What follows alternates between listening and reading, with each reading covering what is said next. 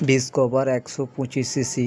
বন্ধুরা, আমরা ইঞ্জিনটা নতুনভাবে করব। ইঞ্জিনটা ড্যামেজ হওয়ার কারণ হচ্ছে 50 থেকে 1 লাখ কিলোমিটার গাড়িটা অলরেডি চলে গেছে।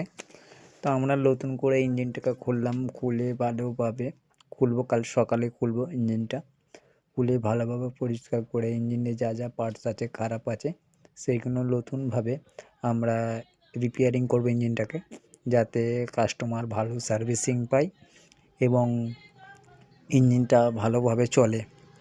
আর কাস্টমার যাতে কমপ্লেন না করতে পারে সেই ব্যবস্থাটাও দেখব। তো ইঞ্জিনটা 1 লাখ কিলোমিটার চলার কারণে ইঞ্জিনে অনেক রকম পার্টস খারাপ হয়ে গেছে, যেমন বিগিন আপনার খারাপ হয়ে গেছে, সিলিন্ডার, পিস্টন, ভ্যালভ এসব খারাপ হয়ে গেছে। তো বন্ধুরা, কালকে খুলে আমি ইঞ্জিনটা কী পার্টস খারাপ আছে আপনাদেরকে জানাবো বন্ধুরা। আর বন্ধুরা, কাল সকালে আপনাদের সাথে দেখা হচ্ছে। Good bye.